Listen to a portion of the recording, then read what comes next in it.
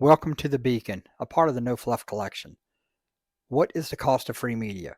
We're told we live in a golden age of independent content, but if it's funded by advertisers, there is nothing independent about it.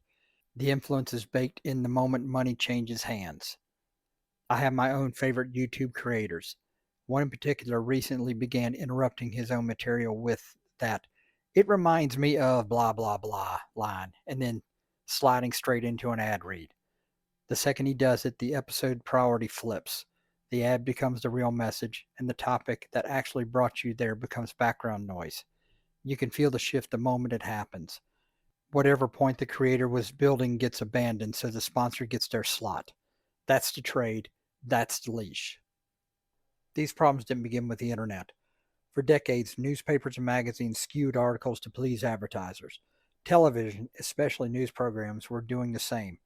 Some were obvious, some were not, but they were all obligated to create brand safe content or lose their jobs. Once you start noticing it, it's everywhere. Creators who used to speak freely begin to tiptoe. Certain stories vanish from their lineup. Certain products are never criticized. Topics get watered down and padded so that the ad break fits neatly in the middle. It becomes routine, predictable, expected. And the strangest part, most of the audience never questions it. They treat it as normal because the entire platform has trained them to expect this behavior. It's a leash, invisible to some, obvious to others. But make no mistake, once it's wrapped around a creator, it guides everything: what they cover, how they cover it, what they avoid, and what they pretend not to see. The most powerful form of censorship isn't someone telling you no. It's the idea that never gets pitched because the creator already knows it won't be safe. Not for sponsors, not for the platform, not for the algorithm. The leash does the work long before anyone has to enforce it. This leash has three strands. The first is the direct sponsor. This is the obvious one, the tech channel that mysteriously never gives a harsh review to companies buying ad slots. The news podcaster who never touches a topic that overlaps with the sponsor's industry. When that check arrives every month, the creator knows exactly where that line is. They won't cross it, even if the audience would benefit from hearing the truth. The second strand is the algorithm, which is just advertising pressure built into the system. Platforms like YouTube aren't content libraries, they're ad pipelines. Every feature, every recommendation, every metric is tuned to keep you watching so the system can show you more ads. And creators adjust to survive. They copy the thumbnails that work, they chase the safe topics, they avoid anything the algorithm might classify as controversial, even if it matters. The platform doesn't have to tell them what to do, the numbers handle that. The third strand is the affiliate link.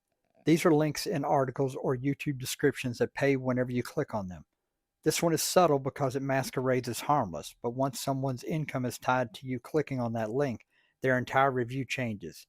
It becomes softer, more forgiving, and more strategically positive. A best of list stops being about quality and becomes a ranked list of payouts. At that point, the creator isn't reviewing anything, they're curating a catalog. Then there's the value for value. This model states that if you get value from the production, you give value back, usually money. When done honestly, it works, it's direct, it's transparent. The No Agenda podcast model created by Adam Curry and John C. Dvorak is the pure version of it. No ads, no sponsors, no soft influence. The audience supports the show, period. But many creators have twisted the idea. They use the branding and the language, but still stack sponsor reads in the middle. They want the credibility without the sacrifice. If the sponsor is there, the leash is on, no matter what label they slap on the box. So the next time you listen to someone calling themselves independent, ask yourself the only question that matters. Who are they working for? Who shapes what they say? And what do they leave out? If you're listening to this on YouTube, go to the site for an ad-free version of everything I do. Thank you for listening to The Beacon, presented by the NoFluff Collection.